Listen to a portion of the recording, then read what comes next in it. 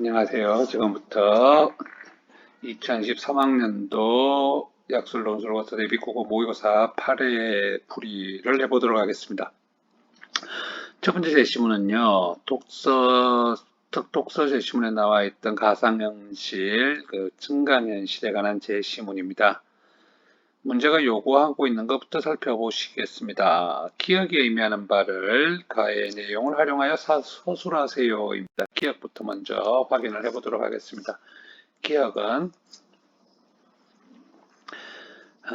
여기 위에 있는 이 부분이죠. 이 부분에 보면은 모순된 정보에 대한 얘기입니다. 모순된 정보는 어떻게 생겨나는 모순된 정보 때문에 심각한 혼란을 겪게 된다고 나와 있는데, 앞쪽 제시문에서 보시면요, 이 모순된 정보는, 자, 여기서 보시면 이런 얘기들이 나오기 시작합니다. 가상현실의 배경에 움직임이 있을 때 사람은 자신이 스스로 움직인다는 착각을 경험하곤 하는데, 사람은 시각적으로 보이는 것을 통해 움직임을 인지하기 때문에 가상현실을 보면 자신이 움직인다고 착각하는 것이다. 그러나 우리가 가상현실을 보고 있을 때는 가만히 있는 경우가 많아요.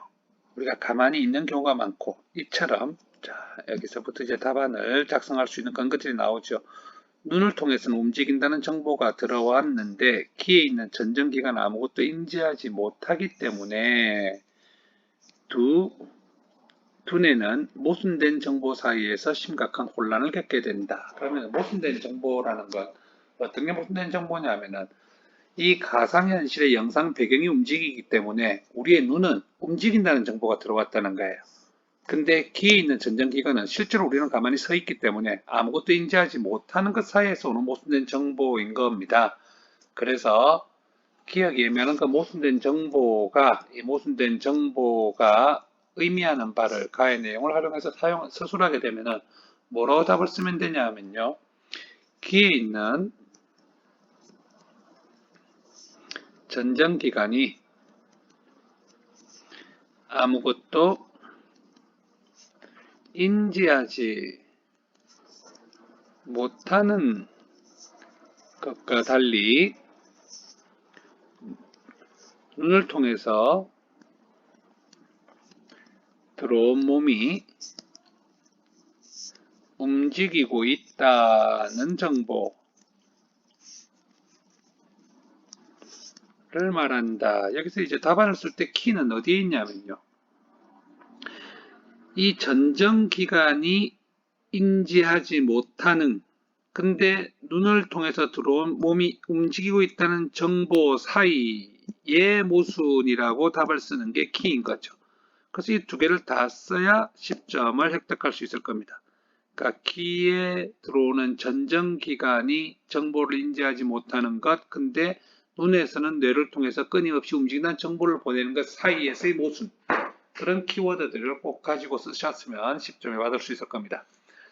2번은 보기에 제시된 게임과 관련 있는 기술을 서술하라 입니다. 보기는 얼마 전 인기를 끌었던 모바일 게임에서는 휴대전화 카메라 기능을 통해 길을 비추면, 자, 이 길은 현실에서 존재하는 길인 거죠. 그리고 길이에 게임의 스토리상 존재하는 몬스터가 있는 것처럼 표시되는 것, 이건 이제 가상인 거죠. 그러면은 지금 여기서 말하고 있는 이 기술이 뭐냐 하면은, 자, 여기서 이제 보시면은 증강현실에 와 보시면요, 여기 이런 말이 나옵니다. 증강현실은 현실 세계와 가상의 그래픽을 접목하여 보여주기 때문에 라고 나와 있죠. 그래서 이 증강현실은 가상현실의 한 분야에서 파생된 기술인데, 여기 나온 것처럼 현실 세계와 가상의 체험을 결합하는 기술이다. 그럼 여기서 이제 문제가 보기가 요구했던 게 이게 현실 세계가 길이고요. 이 가상의 체험이라는 게 여기서 말했던 이 길이의 게임의 스토리상 존재하는 몬스터가 있는 것처럼, 그러니까 관련 있는 기술은 뭐라고 쓰면 된다. 이거는 그냥 증강현실이라고 답을 써주면 될 것 같고요. 문제가 또 한번 예상할 수 있는 건 거꾸로 증강현실이 가상현실과의 차이점에 대한 문제를 물을 수도 있는 거죠. 그죠? 그 증강현실이 가상현실에 대한 차이점을 물으면 아까 위에서 말했던 것처럼 가상현실은 100% 컴퓨터 그래픽에 의해서 실현이 되는 것. 근데 청강현실은 현실 세계를 베이스로 해서 가상의 체험을 결합하는 기술인 차이에 대해서 익혀놓는 것도 필요한 부분입니다. 이 제시문에서는. 자, 그 다음에 3번, 4번 제시문으로 가시면요. 3번, 4번 제시문에 나와 있는 질문은 수능 특강에 나와 있는 누룩이라는 시와 그 다음에 이정부의 누룩이 나와 있습니다. 자, 보시다시피 자 문제는 가로를 치어서 완성하세요입니다. 누룩은 수를 빌 때 쓰는 발효제이고 누룩은 삭고 부서짐으로써 새로운 곳으로 거듭나게 되고 이런 과정에는 물과 바람, 적절한 온도와 같은 외적 요소도 필요합니다. 이 그런 누룩으로 술을 만드는 과정에 빗대어 산업화 시기에 목했던 정치 현실로 인해 고통을 겪었던 민중의 모습을 형성하고 있습니다. 즉 암울한 현실로 인해 신을 겪던 민중은 강인한 생명과 인내심으로 각성하여 무기력을 극복하는 존재가 됩니다. 연대의식과 희생으로 결국 새로운 시대를 이끌어내는 존재로 그려지고 있습니다. 자, 지원자 무력함에 부대끼고는 이 보기에서 그럼 어느 쪽이냐 치에 한번 볼게요. 누룩 한 덩이가 뜨는 까닭을 알겠느냐. 처음에는 어쨌다고 혼자 무력함에 부대끼다가 라고 됐습니다. 그렇죠? 그랬을 때, 자, 혼자 무력함에 부대끼다는 암울한 현실로 인해서 어떤 모습을 형성한 것이냐 라고 되어 있습니다. 어떤 모습을 형성하냐면 이거는 이 누룩이 민중의 모양으로 보자면 이 무력함에 부대낀 민중, 즉 무기력한 민중의 모습을 형성한 것이다 라고 보시면 될 것 같고요. 그 다음에 4번이 얘기하고 있는 민중이 요구하는 새로운 시대가 열릴 것이며 어떤 시구절이 민중이 요구하는 새로운 시대가 열릴 것이다. 그럼 이제 시 속에서 보시면요. 이 민중들이 좋은 물을 만나서 또 다른 민중을 만나서 덩달아서 함께 마음이 끓기 시작하죠. 열정, 춤도 되고 기쁨도 되고 해돋는 얼굴 되는 죽음. 결국 이 민중의 자기 희생을 통해서 우리는 새로운 세상을 맞이할 것이다. 그 새로운 세상이 누룩이 뜨고 있고 냄새가 퍼지고 있다는 건 그들의 기대의 확산 정도라고 보자면 이번이 얘기하고 있었던 민중이 요구하는 새로운 시대가 열릴 것 같다는 그런 기대를 보여주고 있는 건 뭐라고 써야 되냐면은 누룩이 떠나니 냄새 퍼지나니 정도가 바로 새로운 시대가 열릴 것임에 대한 소망과 기대의 확산 이 문장이 만들어지면 될 것 같습니다. 그 다음에 5번, 6번 문제로 가시면요. 5번, 6번에 나와 있는 제시문은 송반이 궁도, 우, 구복, 송씨, 양반이 궁핍한 삶 가운데에서 옛날 종을 만나다라는 이 소설이 나와 있는데 가 문장에 드러난 인물의 태도를 물었습니다. 가 문장을 보시면요. 자, 이게 험피와 송생의 대화인데요. 송생이 이렇게 얘기를 합니다. 내가 진실로 말해주겠다라고 이제 이 송생이 최승선과에 있었던 이야기를 해주니 험피가 대로하여 형장이 이때 형장은 송생을 가리키는 말입니다. 수치를 무릅쓰고 도망한 종놈이 최승선 현재 최승선 예전에 막둥이를 얘기하는 거죠. 후한 뇌물을 받고 호영호숙함 형이라 부르고 아저씨라 부르면서 강상을 이 소위 말하는 이제 삼강오륜과 같은 그런 삼강오상이라 그럽니다. 을 어지럽히니 어찌 대단한 수욕이 아니리요. 일단 첫 번째 이 험피의 대로의 이유에는 뭐가 있었다고요? 삼강 강상을 어지럽힌 일이 있었다. 그게 대단한 수욕, 수치와 욕됨이다.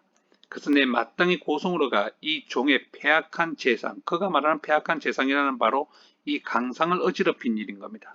드러내어 하나는 형장은 송생의 수치를 씻고 하나는 풍속의 기강을 붙들겠다라고 얘기하고 있습니다. 이걸 근거로 보자면 이 문제에서 인물의 태도는 기존의 뭐를 중시하는 태도다? 기존의 신분 질서를 중시하는 태도다 라고 답을 쓰시면 될 것 같지요. 6번 기억니은이 가리키는 인물을 서술하세요. 고전산물에서는 바로 이 지시 대상에 해당하는 인물을 찾는 일이 되게 중요합니다. 그래서 지금 보시다시피 모든 사람이 그 말을 묻건을 성선이 가로되 향이래 지난날에 재종질이 왔다. 이때 말하는 재종질은 앞서 최성서는 다녀간 송생을 자신의 조카라고 소개를 했습니다. 그런데 이때 말하는 재종질 때 질이 조카란 얘기거든요. 재종질은 정확하게는 칠촌 조카인데요. 이 칠촌 조카는 바로 누굴 가리키는 말이냐면 송생을 가리키는 말이고요. 그 송생이 한테 자기가 침과 약을 공부를 하였다고 자랑을 했는데 이 송생이 크게 기뻐하며 말하기를 제 동생, 그럼 이때 말하는 제는 송생이고 그 송생의 동생이잖아요. 그죠? 그럼 송생의 동생은 누구냐면 광질이 있다라고 이제 물론 이제 꾸미는 말이긴 합니다만은 이 동생은 이제 누가 올 것을 대비해서 한 말이냐면은 바로 이 험피가 올 것을 대비해서 하는 말이죠. 그러니 기억이 가리키는 인물은 송생이고요. 니은이 가리키는 인물은 험피를 가리키는 말입니다. 각각 5점씩 10점을 만드셔야 했습니다. 그 다음 문제로 가보겠습니다. 자, 인문계열 학생들의 문제입니다. 7번에는 김기림의 바다와 나비가 나와 있고요. 그 다음에 김광규의 안개의 나라가 나와 있습니다. 자, 가시에서 나비가 동경하는 공간을 쓰세요 했습니다. 나비는 천무받침가에서 내려갔다라고 얘기했죠. 그럼 내려갔다라는 말은 이게 이제 바로 동경의 장소는 나비에게 동경의 장소는 바로 천무밭입니다. 그래서 나비가 동경하는 공간을 서술하세요 했을 때는 나비가 동경하는 공간은 천무밭 정도면 될 것 같고요. 그 다음에 가시에서 공감각적 표현이라는 건 감각의 전이를 얘기하죠. 그러니까 A 감각이 비감각화하는 겁니다. 그죠? 해당하는 문장은 공감각적 표현에 해당하는 부분 보시다시피 나비 허리에 새파라 나는 시각이 초생딸이 시리다라는 촉각, 즉 시각을 촉각화하고 있는 공감각적 표현. 그래서 답안은 새파란 초생딸이 시리다, 나비 허리에 새파란 초생딸이 시리다 정도가 답이 쓰시면 될 것 같습니다. 그 다음에 나시에서 기억 토끼 같은 사람들이 의미하는 바를 서술하세요 입니다. 토끼 같은 사람들은 자, 이 시에서 이 시는 안개의 나라입니다. 안개의 나라는 안개 때문에 아무것도 보이지 않습니다. 그래서 사람들은 아무것도 보려고 하지 않습니다.